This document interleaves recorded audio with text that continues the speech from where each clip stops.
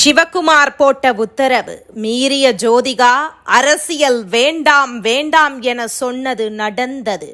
ஒரு காலத்தில் கலைத்துறையில் மிகப்பெரிய உச்சத்தில் இருந்த நடிகர் சிவகுமாரின் குடும்பம் தொடர்ச்சியாக திமுகவிற்கு ஆதரவான நிலைப்பாடு எடுக்க இப்போது செய்தியாளர் சந்திப்பை தவிர்க்கும் நிலைக்கு சென்றிருக்கிறது.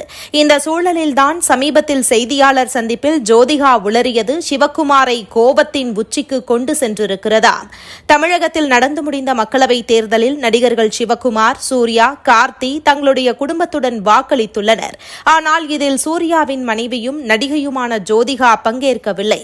அந்த சமயத்தில் நடிகை ஜோதிகா தன்னுடைய இன்ஸ்டாகிராம் பக்கத்தில் நேபாளுக்கு சுற்றுலா சென்றுள்ள வீடியோ புகைப்படங்களை பகிர்ந்தது அந்த நேரத்தில் விவாதத்திற்கு உள்ளானது. இந்த நிலையில் ஜோதிகாவின் நடிப்பில் உருவாகியிருக்கும் ஸ்ரீகாந்த் என்ற படத்தின் செய்தியாளர் சந்திப்பு தாம்பரத்தில் நடைபெற்றது. இதில் செய்தியாளர்கள் சந்திப்பில் சமூக பொறுப்பு குறித்து பேசுகிறீர்கள், தேர்தலில் நீங்கள் வாக்களிக்கவில்லை என பலரும் விமர்சிக்கிறார்கள், அதற்கு உங்கள் பதில் என்ன என கேள்வி எழுப்பினர். செய்தியாளரின் கேள்விக்கு நடிகை ஜோதிகா, வருடத்திற்கு ஒருமுறை வாக்களிக்கிறோம் 5 என குறுக்கிட்டு செய்தியாளர் சொன்னவுடன், ஆமாம் மன்னிக்கவும் 5 வருடத்திற்கு ஒருமுறை வாக்களிக்கிறோம். சில சமயங்களில் வேலை காரணமாக நாம் வெளியூர்களில் இல்லை வெளிநாடுகளில் இருக்க நேரிடுகிறது. அது எங்களது தனிப்பட்ட உரிமை, அதற்கு மதிப்பளிக்க வேண்டும் என கூறினார். அதாவது ஓட்டு போடவில்லை என எந்தவித சலனமும் இல்லாமல் அது எங்கள் தனிப்பட்ட உரிமை என கூறியிருக்கிறார் ஜோதிகா. ஆனால் இவர்தான் சில மாதங்களுக்கு முன்னர் கோவில்கள் குறித்து சர்ச்சையை உண்டாக்கினார். குடிமகனின் முதல் கடமை என்பதே வாக்களிக்க வேண்டும் என்பதுதான். தினக்கூலிக்கு செல்லும் தொழிலாளர்கள் கூட கிளாம்பாக்கம் பேருந்து நிலையத்தில் ஓட்டு போட பேருந்து இல்லாமல் அவஸ்தைப்பட்டு தங்கள் வாக்கை பதிவு செய்ததை பார்க்க முடிந்தது. அப்படி இருக்கையில் சுற்றுலா சென்றுவிட்டு ஜோதிகாவை நியாயப்படுத்தியதை பலரும் விமர்சனம் செய்து வருகின்றனர்.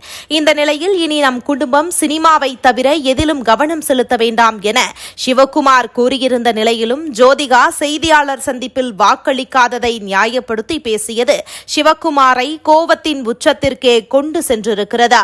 ரொம்ப தப்பு தான். இப்போ கூட திமுக கூட ஒருத்தர் மாட்டினார்னு சொன்னாங்க. அது பெரிய ஆட்சியே சரியில்லை.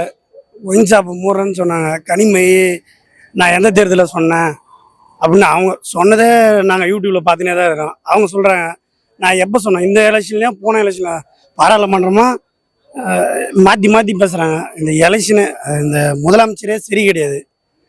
என்ன சொல்ல வரேன்னா, இப்போது இந்த எலெக்ஷனில் தெரிஞ்சிடும், பாரதிய ஜனதா வந்தவொடனே தெரிஞ்சிடும் திமுக சுத்தமாக வாங்கிடும்.